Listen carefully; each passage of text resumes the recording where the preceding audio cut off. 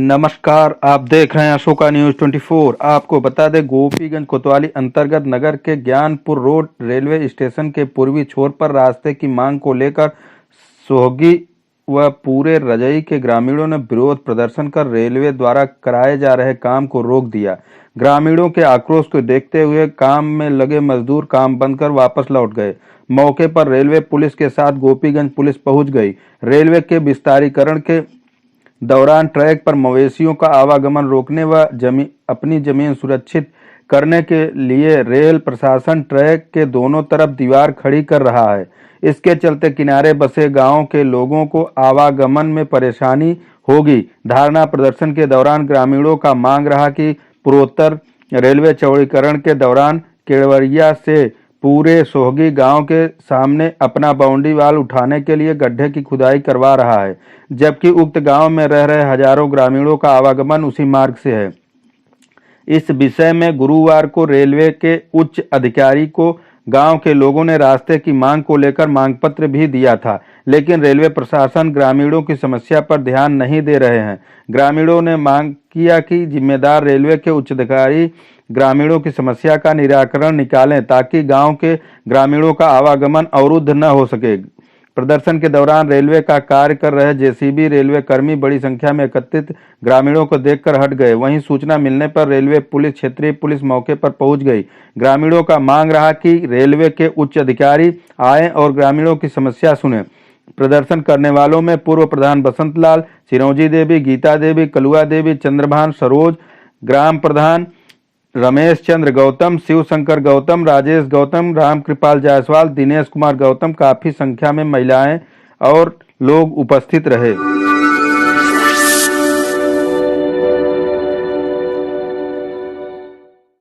Suriyawan doctor Anil Kumar police अधीक्षक भदोही के निर्देशन में आगामी महाशिवरात्रि पर्व व विधानसभा चुनाव 2022 के दृष्टिगत क्षेत्राधिकारी भदोही द्वारा थाना सुरियावा पर क्षेत्र के संभावित गणमान्य व्यक्तियों द्वारा ग्राम प्रधानों की उपस्थिति में पीस कमेटी की बैठक की गई। मीटिंग में आए लोगों से त्योहार में उत्पन्न होने वाली समस्याओं के बारे में जानकारी कर आगामी त्योहारों को सकुशल शांतिपूर्वक संपन्न कराने एवं कोविड-19 के संबंध में प्रशासन के गाइडलाइंस का अनुपालन कराने के आदि के संबंध में आवश्यक दिशा निर्देश देते हुए बताया गया कि सभी लोग अपने आसपास के शिवालयों में जल चढ़ावा एवं दर्शन करेंगे तथा अफवाहों पर ध्यान न दें एवं कोई समस्या होने पर तत्काल संबंधित अधिकारी के सरकारी नंबर पर संपर्क कर अवगत कराएं।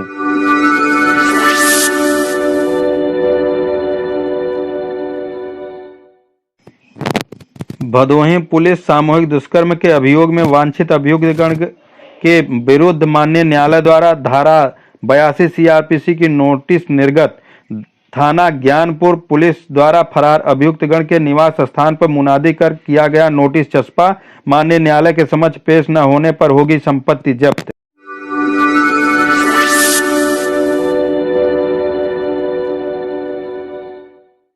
विधानसभा औराई के जखांव गांव में भारतीय जनता पार्टी द्वारा जन चौपाल कार्यक्रम का आयोजन किया गया। जन चौपाल के मुख्य अतिथि रहे औरंगाबाद बिहार के सांसद सुशील सिंह ने पार्टी प्रत्याशी के पक्ष में जन समर्थन मांगा।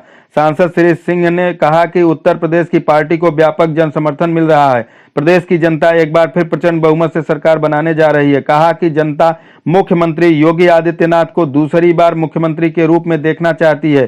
कहा कि प्रधानमंत्री नरेंद्र मोदी व मुख्यमंत्री योगी जी की जोड़ी ने देश और प्रदेश का विकास की गंगा बहाने के साथ अमन, चैन व सुशासन कायम किया है। जन चौपाल में पहुंचे सांसद श्री सिंह को अंग वस्त्रम भेंट किया गया और माल्यार्पण कर स्वागत किया गया। कार्यक्रम की अध्यक्षता महाबली सिंह ने की। वक्ताओं में नागेंद्र सिंह, राजमणि सिंह, श्रीनाथ सिंह, अखिलेश्वर प्रताप सिंह, बबलू सिंह, मिठाई सिंह, राजेंद्र बहादुर सिंह उर्फ बहू सिंह, प्रमोद कुमार सिंह, कलेक्टर सिंह, अखिलेश सिंह बघेल, नीरज सिंह, राजवंश सिंह, शंभू केसरी, नागेंद्र सिंह, करुणा सिंह आदि लोग मौजूद रहे।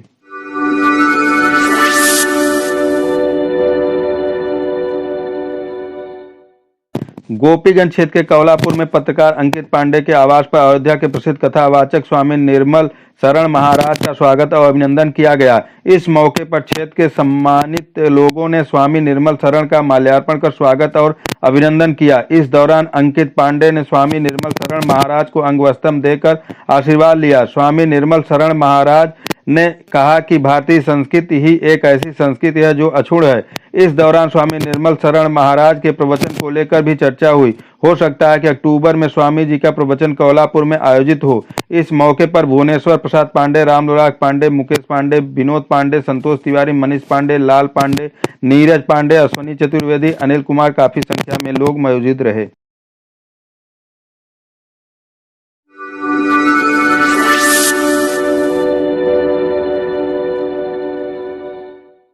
समाजसेवी अंकित पांडे ने छात्र छात्राओं को मतदाता जागरूकता की शपथ दिलाई तथा उन्हें आगामी 7 मार्च को मतदान करने के लिए प्रेरित किया। पत्रकार समाजसेवी अंकित पांडे ने लोकतंत्र की मजबूती के लिए मतदान के साथ इस महापर्व में हिस्सेदारी सुनिश्चित करने के लिए लोगों को प्रेरित किया। उन्होंने कहा कि किसी भी लोकतांत्रिक देश में मतदान राष्ट्रीय पर्व की तरह होता है। उन्होंने कहा कि मतदान लोकतंत्र का सर्वश्रेष्ठ संस्कार होता है। लोकतांत्रिक मूल्यों का संवर्धन तभी होगा जब मतदाता जात धर्म से ऊपर उठकर राष्ट्रीयता की भावना से मतदान करें।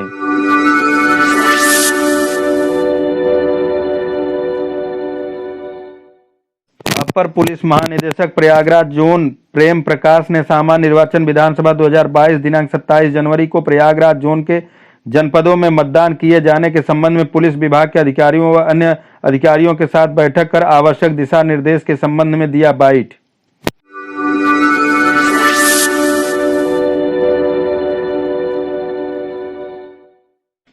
सामान्य निर्वाचन विधानसभा 2022 दिनांक 27 जनवरी को प्रयागराज जनपद में मतदान किए जाने के संबंध में वरिष्ठ पुलिस अधीक्षक प्रयागराज अजय कुमार पांडे ने जनमानस से कहा कि हम स्वतंत्र एवं निष्पक्ष चुनाव को सकुशल संपन्न कराने के लिए कटिबद्ध हैं। इसके संबंध में बाइट देते हुए जनता से अनुरोध किया।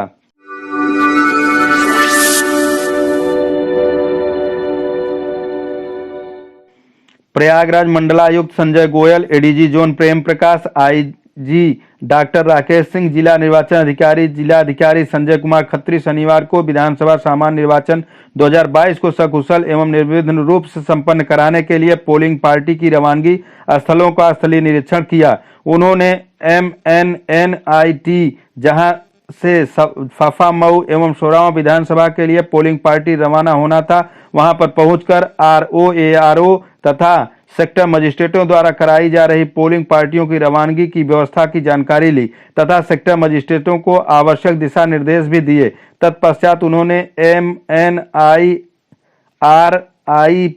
प्रिंटिंग कॉलेज पहुंचे, जहां से फूलपुर विधानसभा के लिए पोलिंग पार्टी की रवानगी की तैयारी लेते हुए सभी सेक्टर मजिस्ट्रेटों को आवश्यक दिशा निर्देश दिए। इसी क्रम में परेड ग्राउंड पहुंचकर हंडिया, प्रतापपुर, करछना, मेजा, कोरांव एवं 12 विधानसभा की पोलिंग पार्टियों की रवानगी की व्यवस्थाओं एवं कार्रवाइयों के बारे में जानकारी प्राप्त की।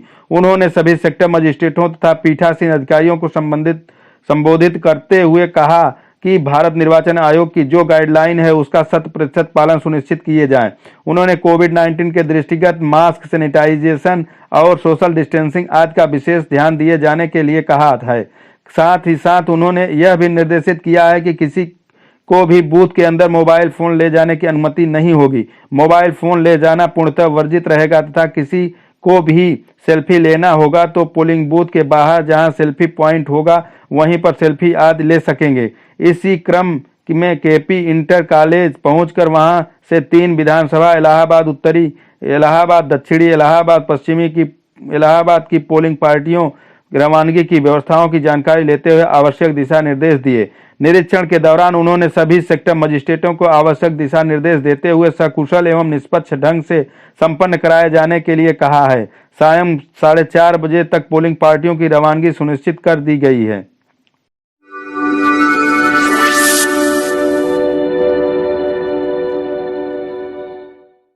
प्रयागराज अंतर्गत पुलिस लाइन में चुनाव के तहत होने वाले दंगे के नियंत्रण हेतु पुलिस बल को अभ्यास कराया गया तथा रबर बुलेट व आंसू गैस के गोले, हथगोले, धमाका, ग्रेनेड चलाने का अभ्यास कराया गया।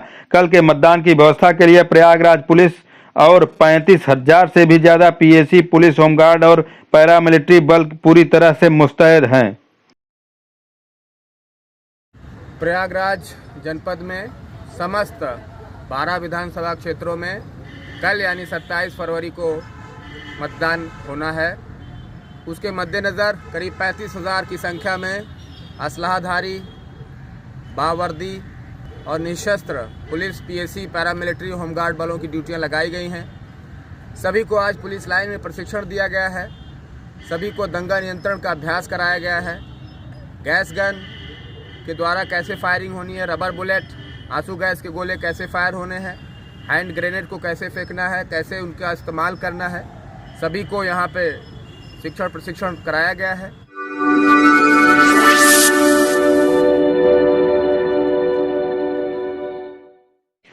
जौनपुर मछली शहर विधानसभा क्षेत्र के दिन में 2 बजे समाजवादी पार्टी के राष्ट्रीय अध्यक्ष अखिलेश यादव की पत्नी डिंपल यादव का आगमन हुआ। उनके साथ में आई जया बच्चन। इस कार्यक्रम में डिंपल यादव ने जनता से कहा कि हमारी सरकार बनने पर हम आप लोगों को 5 साल राशन मुफ्त में देंगे और साथ में ही दाल, नमक, तेल भी दिया जाएगा। और जया बच्चन ने लोगों को कविता सुनाया। मछली शहर विधानसभा से घोषित की गई नई प्रत्याशी डॉक्टर रागिनी सोनकर ने भी लोगों को गाना गाकर संबोधित किया और डिंपल यादव ने कहा कि आप लोग रागिनी सोनकर को 1 लाख मतों से विधानसभा मछली शहर में विजयी बनाइए।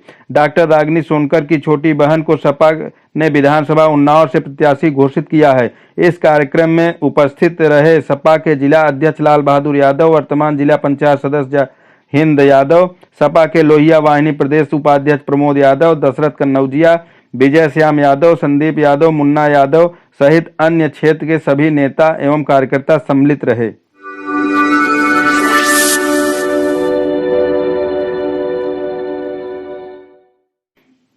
इसी क्रम में बाबा पंगुल दास की कुटिया पर हो रहे श्रीमद् भगवत कथा का समापन सत्र था। इस अवसर पर ज्योति पीठाधीश्वर जगतगुरु वासुदेवानंद जी महाराज का आगमन हुआ। क्षेत्रीय श्रद्धालुओं के अतिरिक्त इस अवसर पर काशी हिंदू विश्वविद्यालय के पूर्व कुलपति प्रोफेसर गिरीश चंद्र त्रिपाठी भी पधारे। प्रोफेसर त्रिपाठी इस समय उच्च शिक्षा परिषद उत्तर प्रदेश के चेयरमैन पद को सुशोभित कर रहे हैं।